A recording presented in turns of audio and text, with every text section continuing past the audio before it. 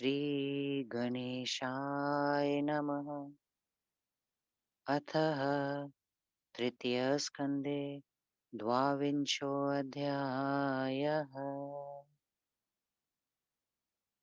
व्यास उवाच।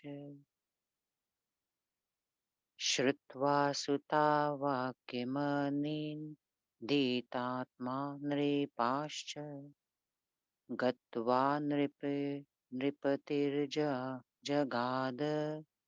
व्रजन्तुं कामं शिविराणि। भूपाः श्रवो वा विवाहं किल संविधास्यते धास्यये भक्षानि पेयानि मयार्पितानि गृह्णन्तु सर्वे मयि सुप्रसन्ना। श्रवो भावि कार्यं किल मण्डपे अत्र समेत्य सर्वैरिह संविधेयम्। नायाति पुत्री किल मण्डपे अत्र समेत्य किं भूपतयो अत्र कामं प्रातः समाश्रावास्य सुतां नयिष्ये गच्छन्तु तस्माच्छीव वीराणि भूपा न विग्रो बुद्धिमतां निजा श्रिते कृपा विधेया सत्तं रपत्ये विधाय तां प्रातरिहान यिष्ये सुतां तु गच्छन्तु नृपा यथेष्टम् इच्छापणं वा परिचिन्तये चित्ते प्रातः करिष्याम्य सन्विवाहम् सह सर्वै मेत्यात्र नृपैः समेतै स्वयंवरः सर्वमत्तेन कार्यः श्रुत्वा नृपास्ते अति अवित्तथं विदित्वा वाचो ययुः स्वानि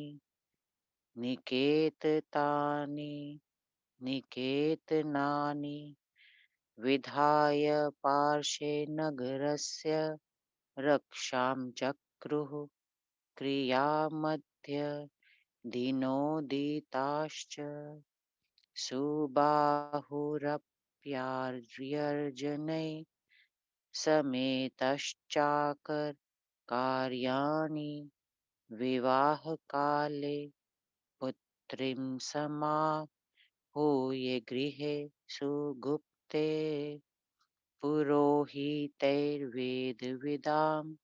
वरिष्ठैः स्नानादिकं कर्म वरस्य कृत्वा विवाहभूषाकरणं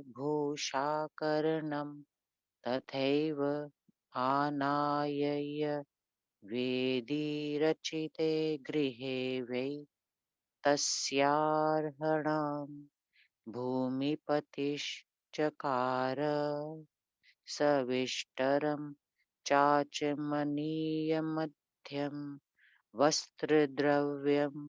वस्त्रद्वयं गामत्कुण्डले द्वै समर्प्य तस्मै विधिवन्नेन्द्र एच्छतु सुतादानमहिंसत्वः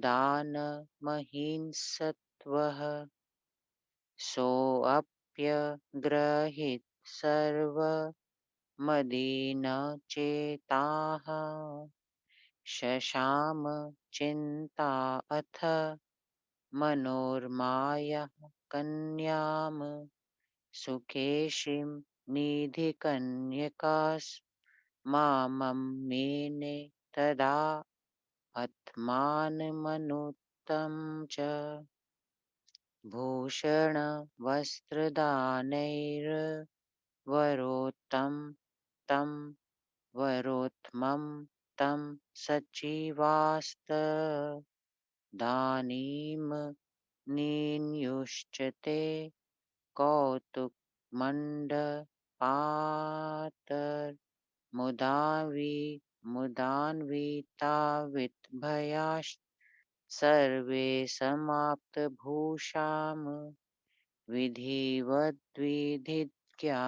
स्त्रियश्च तामं राजसुतां सुयाने आरोप्य नेन्युर्वरसन्निधानं चतुष्कयुक्ते किलमण्डपे वै अग्निं समाधाय पुरोहितः स हुत्वा यथावच्च यथावच्च तदन्तराले आरोह्य आरोव्यायत्तौ कृत कौतुकौ तु वधूवरौ प्रेमयुक्तौ निकामम् लाजाविसर्गं विधिवद्विधाय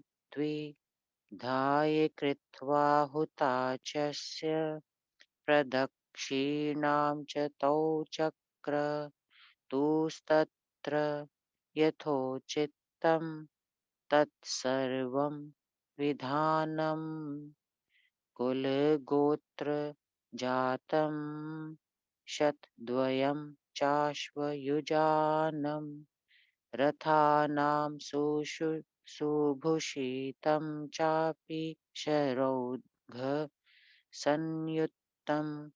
ददौ नृपेन्द्रस्तु सुदर्शनाय सुपूजितं पारिबर्हं विवाहे मदोत्कटान् हेमविभूषिताश्च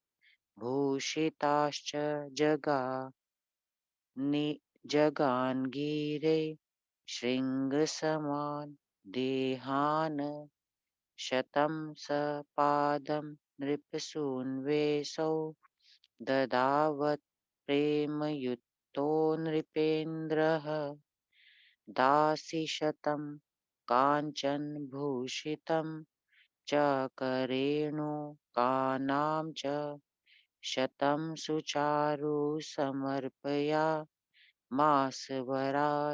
राजा विवाहकाले मुदितोऽनुवेलम् अदात् पुनर्दास् सहस्मेकं सर्वायुधे संभृतभूषितं च रत्नानि वासानि यथोचितानि दिव्यानि चित्राणि तथा अविकानि ददौ पुनर्वासगृहाणि तस्मै रम्याणि दीर्घाणि विचित्रितानि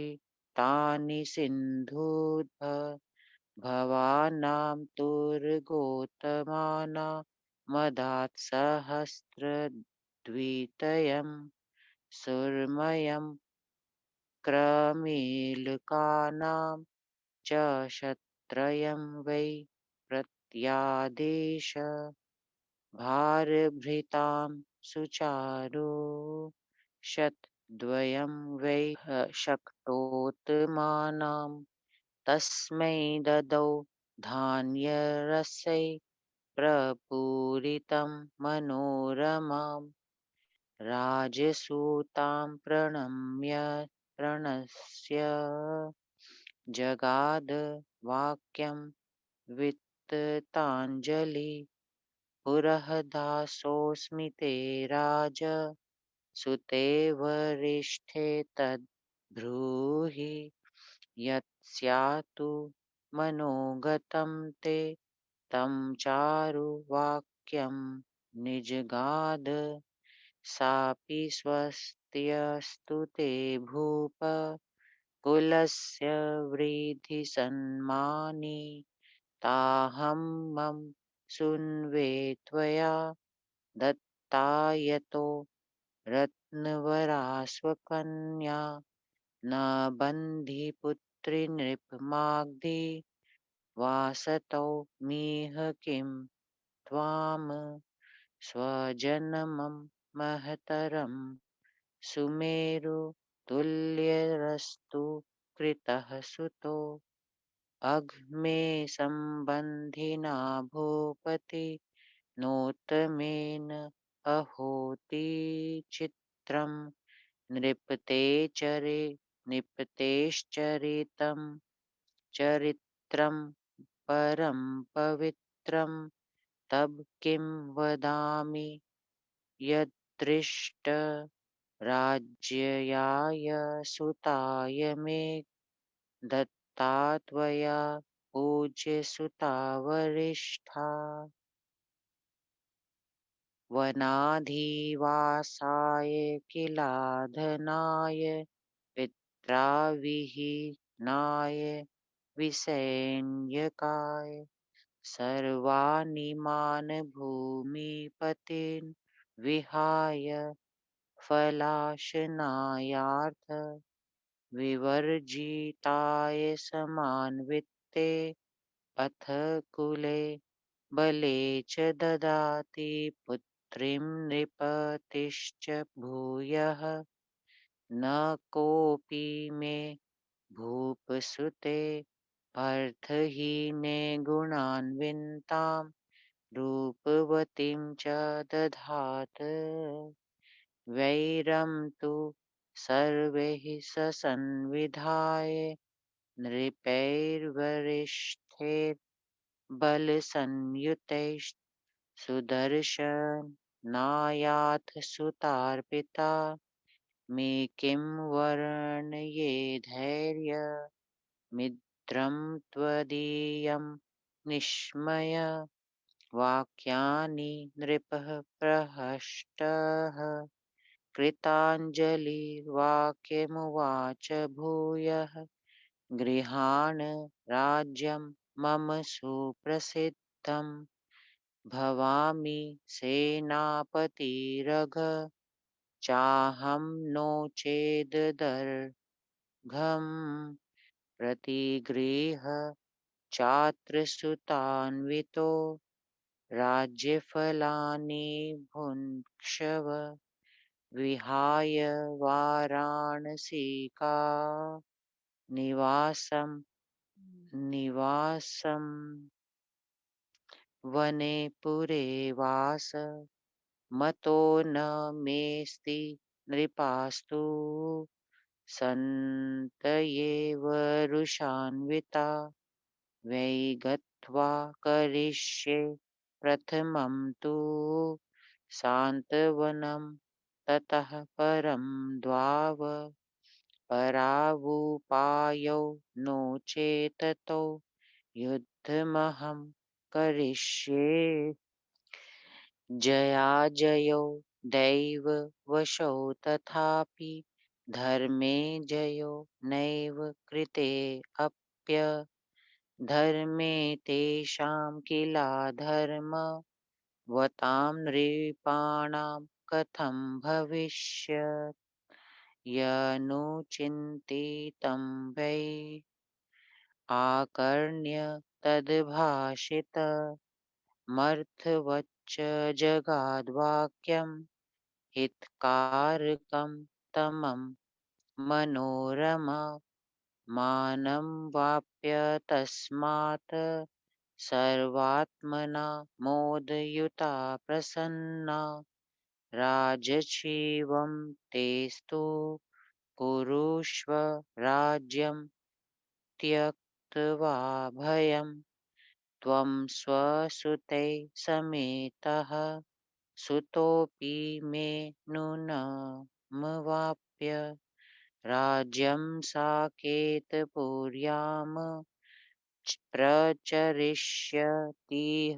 विसर्जयास्मान्निजसंज्ञ गन्तुं शिवं भवानी तव संविधास्ति न कापि चिन्ता मम भूप वर्तते सञ्चिन्तयन्तया परमाम्बिकां वै दोषा गता विविधवाक्यपदैः रसालैरन्योन्यभाषणम् पदैरमृतोपश्चैश्च प्रातर्निपाः समधिगम्य कृतं विवाहं रोषान्विता नगरबाहगतास्तथोषु अध्वैव तं नृपकलङ्कधरं च हत्वा बालं तथैव किल तं न विवाहयोग्यं गृहिणीमतां शशिकलां नृप्तेश्च लक्ष्मीं लज्जाम वाप्य निजसद्मकथं व्रजेम शृण्वन्तु तुर्यनिन्दानि किल वाद्मांश्च शङ्खस्वनानभिः भवन्ति मृदङ्गशब्दाः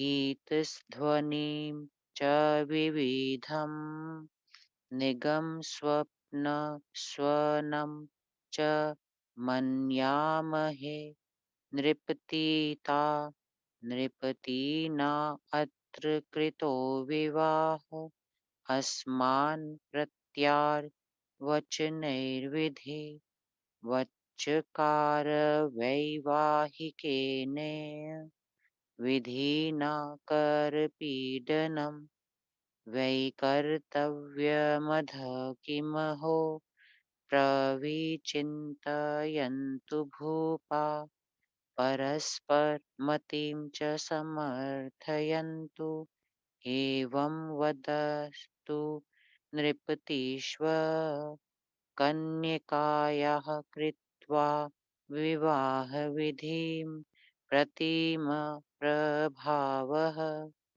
भूपानिमन्त्रयितुमाशु जगाम राजा काशीपतिः स्वसुहृदै प्रथितप्रभावै आगच्छतं च तां दृष्ट्वा नृपाः काशीपतिं तदा नोचुः किञ्चिदपि क्रोधान् मौनमाधाय संस्थिताः स गत्वा प्रणिपत्याः कृताञ्जलिरभाषत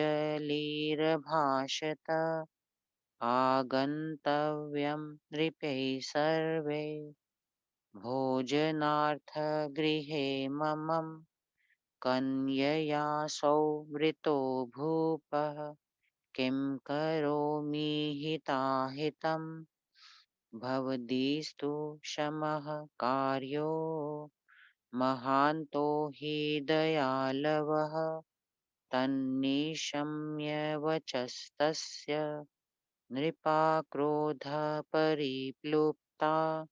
प्रत्युचुर्भुक्तमस्यमाभिः स्वगृहं नृपते व्रज कुरु कार्याण्यशेषाणि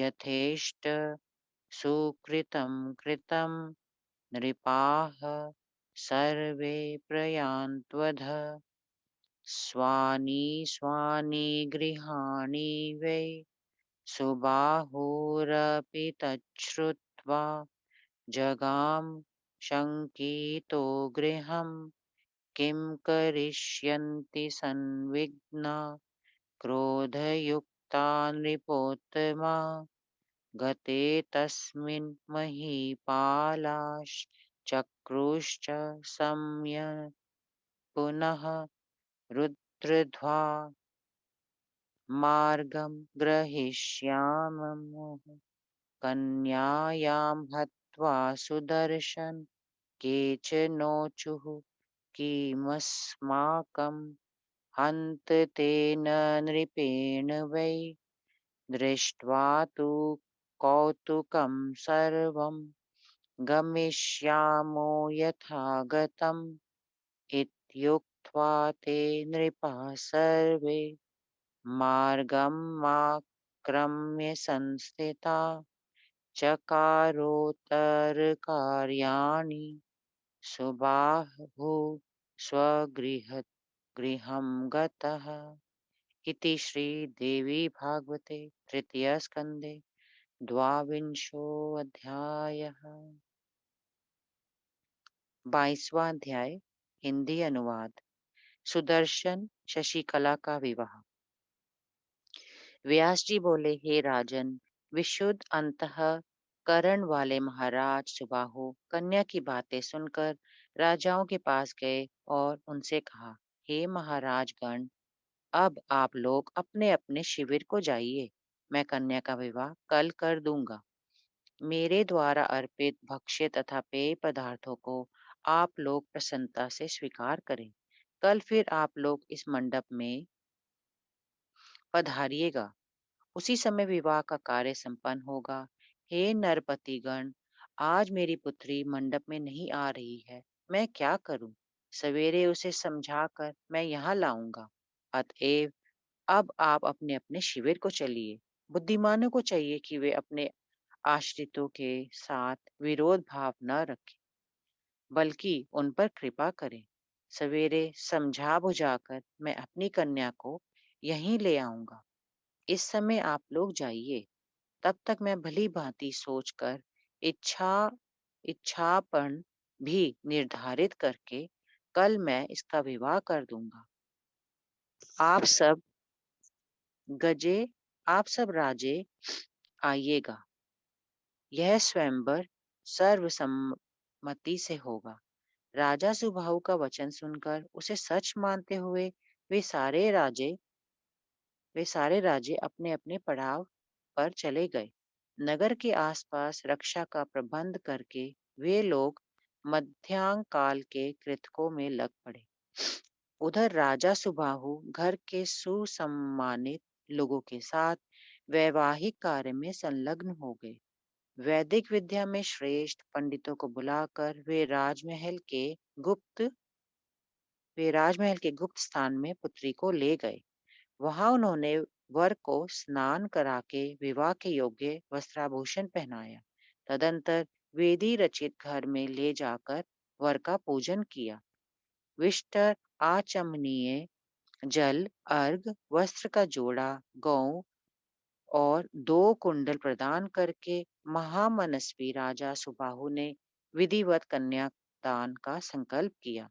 विशाल हृदय सुदर्शन ने भी उनकी दी हुई सभी वस्तुओं में सादर स्वीकार कर ली और उनकी माता मनोरमा की चिंता दूर हो गई। उन्होंने सुंदर केशों वाली कन्या शशिकला को कुबेर की पुत्री के समान भाग्यशालिनी समझा। उत्तम वस्त्राभूषण देकर, पूजित श्रेष्ठ वर को देकर राजा के मंत्री बहुत प्रसन्न हुए और निर्भीक होकर वे उन्हें कौतुक मंडल में ले गए। तदंतर विवाह की जानकार सुहागन स्त्रियों ने कन्या को आभूषण पहनाया। तत्पश्चात राजकुमारी को एक सुंदर पालकी में बिठाकर चबूतरे से सुसज्जित मड़वे में वर के पास ले गई। उधर पुरोहित ने वेदी पर अग्न्याधान करके वर वधु के बीच में अग्नि प्रज्वलित की और कौतुकागार में कौतुक करके प्रेम से सरोवर वर वधु को अपने समीप बुलाया। तदंतर विधिवत लाजा होम करके वर वधु ने अग्नि की प्रदक्षिणा की और अपने अपने कुल गोत्र की सब रीतियां संपन्न की। उस विवाह के उपलक्ष्य में महाराज सुबाहु ने बाण भरे तरकस एवं भली भांति अलंकृत घोड़ों सहित 200 रथ दहेज के रूप में प्रदान किए। तदंतर राजा सुबाहु ने राजपुत्र सुदर्शन को मदमत स्वर्ण विभूषित तथा पर्वत सदृश ऊंचे 125 हाथी प्रेम पूर्वक अर्पण किया। स्वर्णमयी आभूषणों से लदी 100 दासियां और 100 सुंदर हथनियां भी विवाह के समय परम प्रसन्नता पूर्वक उन्होंने वर प्रदान की। सब प्रकार के शस्त्रों और आभूषणों से सुसज्जित 1,000 सेवकों को दिया। नाना प्रकार के रत्न तथा रंग बिरंगे सूती और ऊनी वस्त्र भी दिए। राजा सुबाहु ने उन्हें बहुत सुंदर और खूब लंबी चौड़ी बहुतेरी छोलदारियां दी। सिंधु देश में उत्पन्न उच्च कोटि के 2,000 सुंदर घोड़े दिए। उन्होंने बोझा ढोने में निपुण 300 ऊंट और विविध प्रकार के अन्न तथा रस से लदी 200 बैलगाड़ियां प्रदान की। दहेज में इतनी वस्तुएं देने के बाद महाराज सुबाहु सुदर्शन की माता मनोरमा के समक्ष हाथ जोड़कर बोले, हे श्रेष्ठ वंश की राजपुत्री, मैं आपका दास हूँ, और भी जो कुछ आपकी इच्छा हो सो बताइए।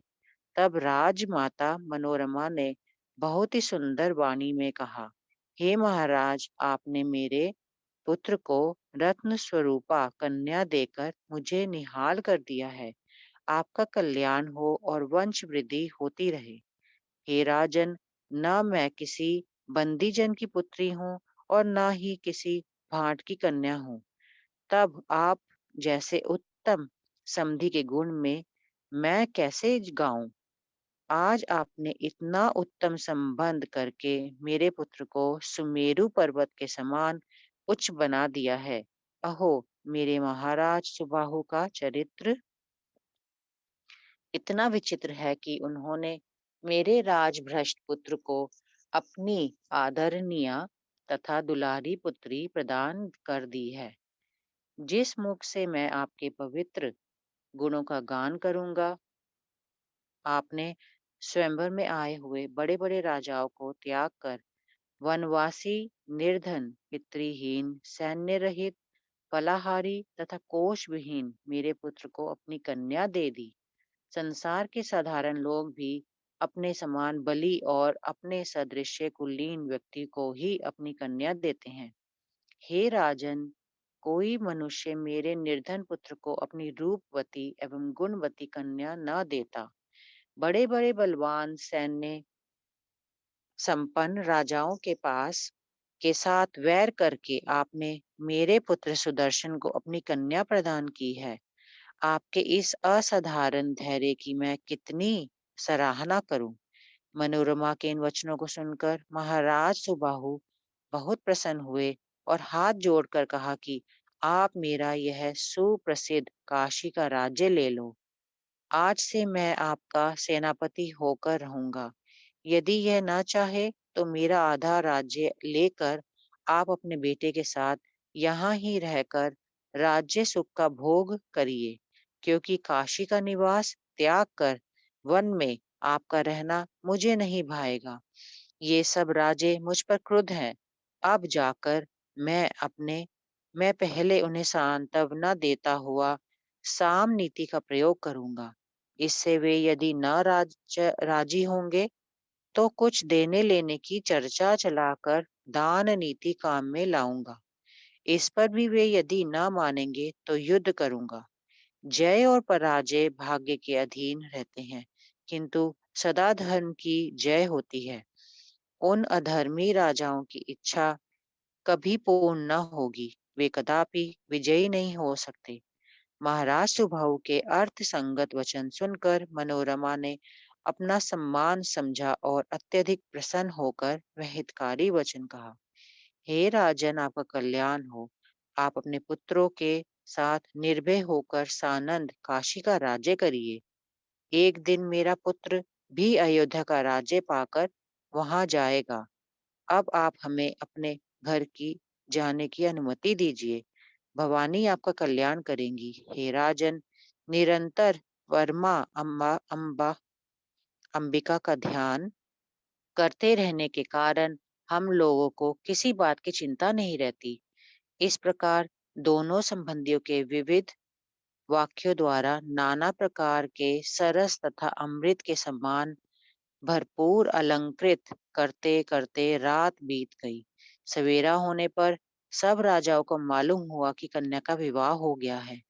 तब वे सब क्रोधातुर होकर नगर से बाहर निकल आए और कहने लगे, यदि आज ही राजाओं के कलंक स्वरूप सुबाहु तथा उस विवाह के अयोग्य बालक को मारकर हम लोगों ने कन्या शशिकला तथा उस राजा की राजलक्ष्मी न छीन ली, तो कौन ढूंढ के ला कर घर जाएंगे।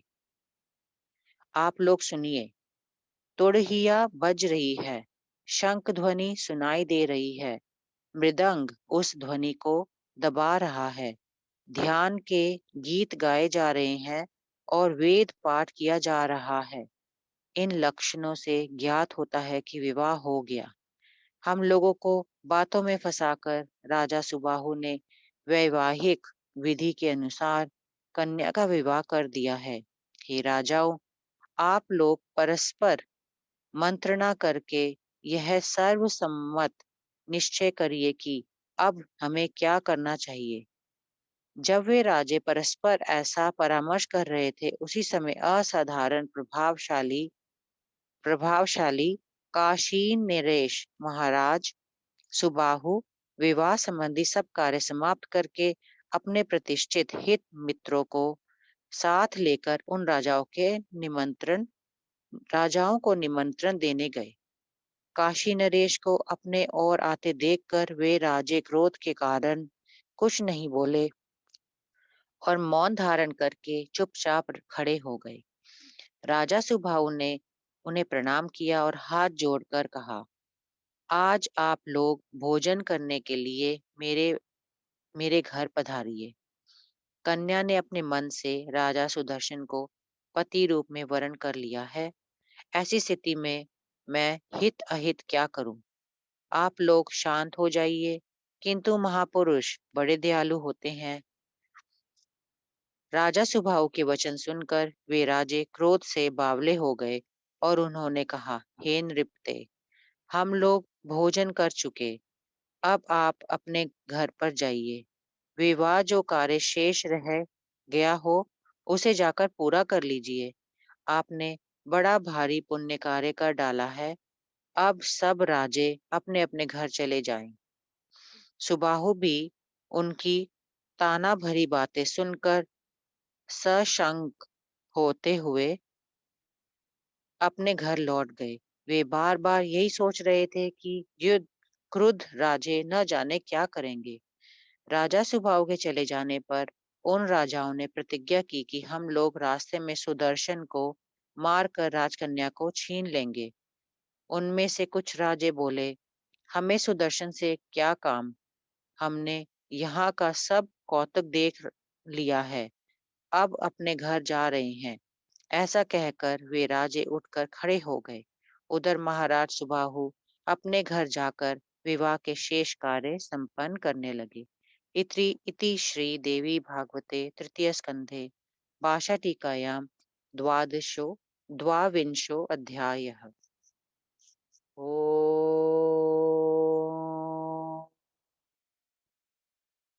श्री दुर्गा देवी नमः।